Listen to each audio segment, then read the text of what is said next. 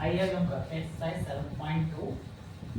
Question first इस प्रकार है, find the coordinates of the point which divide the joint of -1,7 at 4, -3 in the ratio 2:3। तो एक point की कोऑर्डिनेट बताना है हमको, ठीक है, जो एक लाइन सेगमेंट को एक प्लेस पर कट कर रहा है। जैसे हमने एक लाइन सेगमेंट बना ली ए बी, और उसके लिए ए के कोऑर्डिनेट क्या दे रखे हैं हमको, -1,7, ठीक है, और बी पॉइंट के लिए कोऑर्डिनेट 4, -3। एक लाइन जॉइनिंग यानी लाइन सेगमेंट है, ठीक है। अब उसमें के बीच में कहीं पे भी ए और बी के बिटवीन में कहीं पर एक पॉइंट बी है, ठीक है, वो इसको m1 और m2 रेशियो में डिवाइड कर रहा है, और हमने p की कोऑर्डिनेट क्या मान ली, x, y। तो हमें x और y की वैल्यू बतानी है, ठीक है। तो ये जो a पॉइंट है इसके कोऑर्डिनेट है -1,7, इसको हमने x1 और इसको y1, और b के जो कोऑर्डिनेट दे रखे हैं 4, इसको x2 और y2, और रेशियो m1 रेशियो m2 कितना दे रखा है, 2:3। यहाँ से यहाँ तक m1 और ये m2, ये रेशियो दे रखा है। जो p पॉइंट है वो ab लाइन सेगमेंट को 2:3 में डिवाइड कर रहा है। तो अब हमें यहाँ पे सेक्शन फॉर्मूला पता होना चाहिए क्या होता है। सेक्शन फॉर्मूला, अगर कोई पॉइंट एक लाइन सेगमेंट को डिवाइड कर रहा है रेशियो में, तो उसके लिए हमारे पास सेक्शन फॉर्मूला होता है, ठीक है।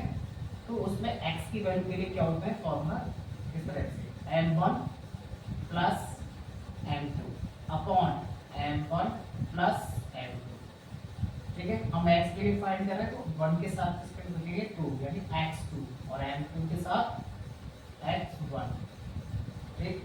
अब इसमें वैल्यूज पुट कर देंगे। x2 की वैल्यू क्या है 4, m1 2 प्लस x1 है हमारा -1, तो उसको ब्रैकेट में लिखेंगे, m2 3 upon m1 plus m2 2 plus 3, x equal to 8 - 3 upon 5, x equal to 8 - 3 5 upon 5, cut किया क्या है 1। तो x की वैल्यू क्या मिल गई हमको 1। ये कोऑर्डिनेट आ गया ना p के लिए। ऐसे ये सेक्शन फॉर्मूला यानी कि सेक्शन फॉर्मूले में x की वैल्यू होगी।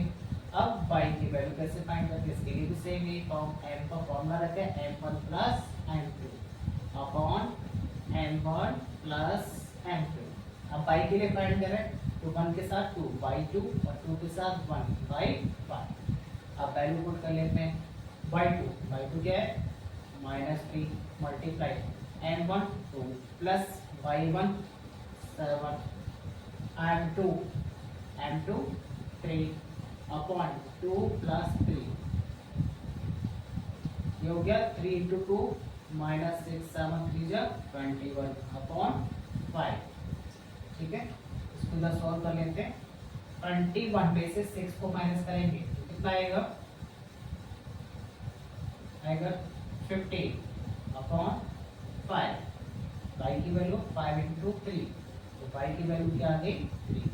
तो इस तरह से हमें p के जो कोऑर्डिनेट हैं वो मिल गए, ठीक है।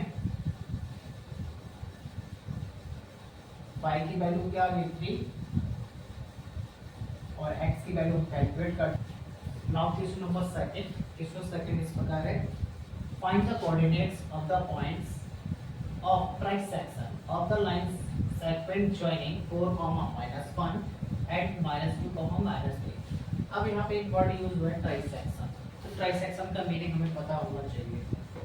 बाइसेक्शन, ट्राइसेक्शन, बाइसेक्शन का मतलब होता है 2 इक्वल पार्ट्स। जैसे एक लाइन है 10 सेंटीमीटर की, तो उसके 2 इक्वल पार्ट्स कर दीजिए, तो कितने 5 सेंटीमीटर की हो जाएगी, तो उसका क्या हो गया बाइसेक्शन हो गया, यानी बाइसेक्ट हो गई।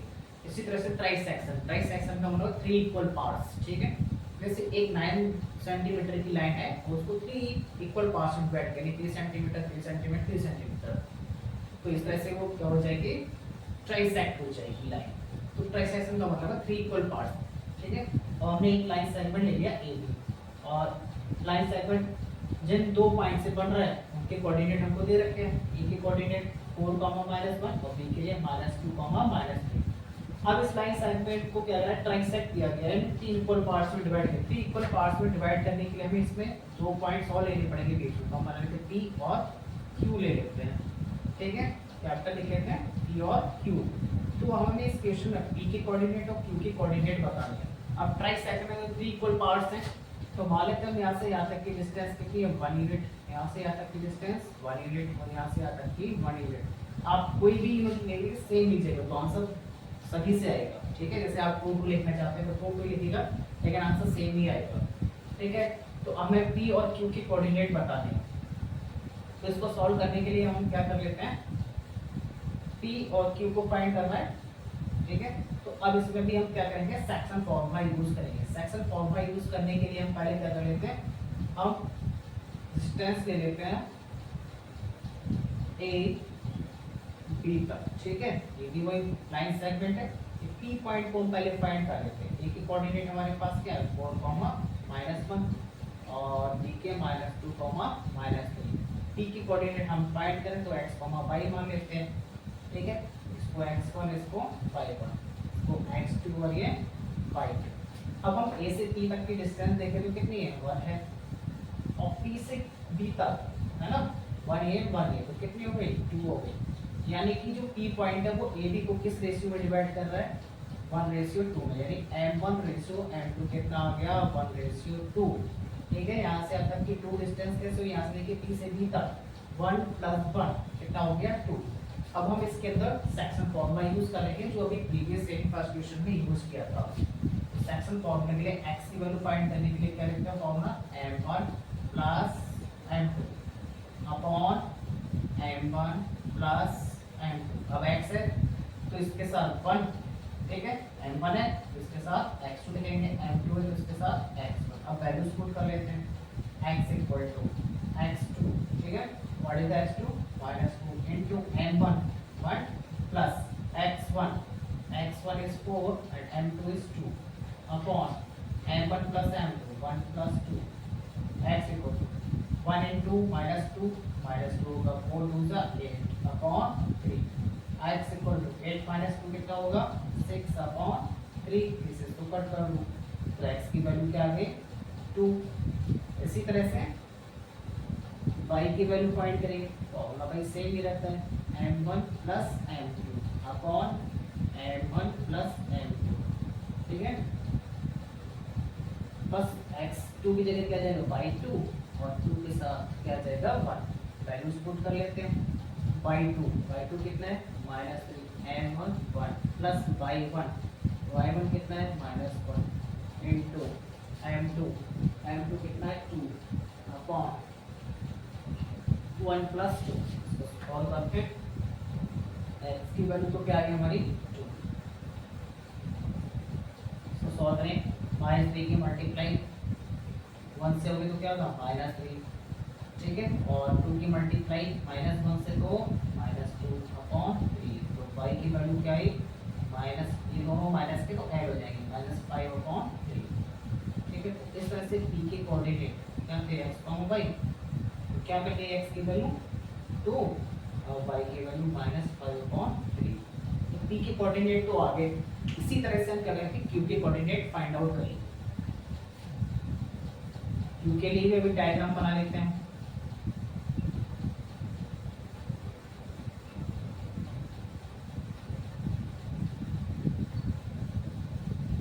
ठीक है, लाइन सेगमेंट ए भी। अब q पॉइंट है थोड़ा सा दूर है तो यहाँ ले लेते हैं, तो इसके पॉइंट्स मान लेते हैं x, y। तो अब देखिएगा a से लेके q तक की डिस्टेंस कितनी होगी बताइए 1 + 1 कितनी हो जाएगी 2, और q से b तक की डिस्टेंस 1।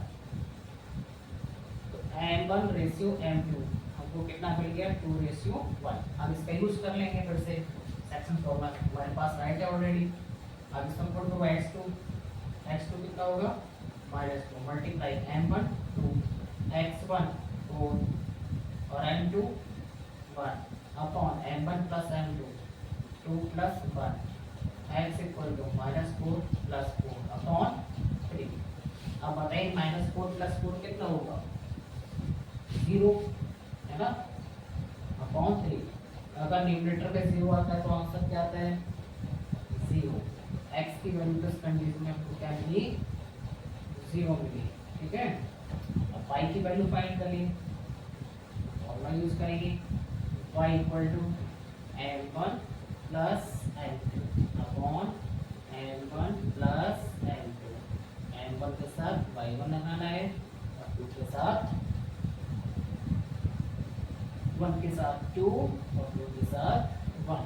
वैल्यू पुट करते हैं y2 कितना है -3m1 2 plus y1 -1 into m2 कितना है 1 अपॉन 2 प्लस 1। अब इसको सिंप्लीफाई कर लेते हैं। तो y इक्वल टू -3 इंटू 2 -6, ठीक है, -1 इंटू 1 -1 अपॉन 2 प्लस 1 3। y की वैल्यू क्या मिली, इन दोनों को क्या करेंगे आप, -6 और -1 कितना होगा -7 अपॉन 3। ठीक है, तो इस तरह से q के कोऑर्डिनेट क्या हो गए, x की वैल्यू क्या आई थी 0 और y की वैल्यू -7 अपॉन 3।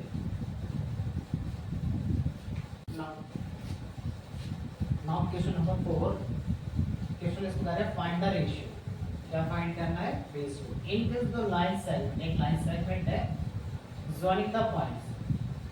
जो लाइन सेगमेंट बन रहा है वो किस पॉइंट से बन रहा है, -3, 10 एंड 6, -8 से एक लाइन सेगमेंट बन रहा है। इस डिवाइडेड बाय, और उसको एक पॉइंट है वो डिवाइड कर रहा है, उसकी कोऑर्डिनेट दे रखे हैं -1, 6। अब इस क्वेश्चन में अगर रेशियो बताना, अब तक के जो फर्स्ट सेकंड क्वेश्चन थे उसमें हमें रेशियो दे रखा था और पॉइंट्स के कोऑर्डिनेट बता रहे थे। इसमें हमें कोऑर्डिनेट दे रखे हैं, ठीक है, बट अब हमें रेशियो बताना है कि वो गिवन पॉइंट है वो लाइन सेगमेंट को किस रेशियो में डिवाइड कर रहा है। तो पहले हम डायग्राम बना लेते हैं, उससे समझ लेते हैं। जैसे ये ए पॉइंट और ये बी पॉइंट, ठीक है, एक लाइन सेगमेंट बना रहे हैं दोनों व्यक्ति। ए के कोऑर्डिनेट -3, 10 और इसके 6, -8। और एक कोई पॉइंट बी ले लेते हैं, उसकी कोऑर्डिनेट हमको दे रखे हैं -1, 6। अब हमें यहाँ से यहाँ तक के रेशियोज नहीं दे रखे हैं। जब भी आपको रेशियो फाइंड करना हो, ठीक है, तो हमको मानते के रेशियो 1 यानी m1 रेशियो m2 आपको क्या लेना है, के रेशियो 1 लेना है। ठीक है, जब भी आपको क्वेश्चन में रेशियो फाइंड करना हो तो क्या लेंगे, के रेशियो 1। तो इससे थोड़ा सा इजीली सॉल्व हो जाता है। अगर आप के रेशियो 1 ना लेके m1 और m2 ही लिखेंगे तो भी सॉल्यूशन हो जाएगा, लेकिन उससे थोड़ा सा लेंथी हो जाएगा। अगर के रेशियो 1 ले लेते हैं तो उससे थोड़ा सा शॉर्ट हो जाता है। तो हम इसको x1 मान लेते हैं और इसको y1, ये x2 और ये y2। अब ये p पॉइंट इसको डिवाइड कर रहा है तो इसलिए x होगा, ये क्या होगा, y होगा। ठीक है, अब हम सेक्शन फॉर्मूला यूज कर लेते हैं।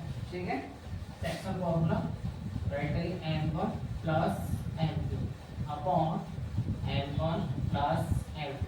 m1 के साथ क्या आएगा, x2 और 2 के साथ x1। ठीक है, इस तरह से इसको नाम रखेंगे। अब x की वैल्यू कम है ही हमारे पास, कितनी है -1।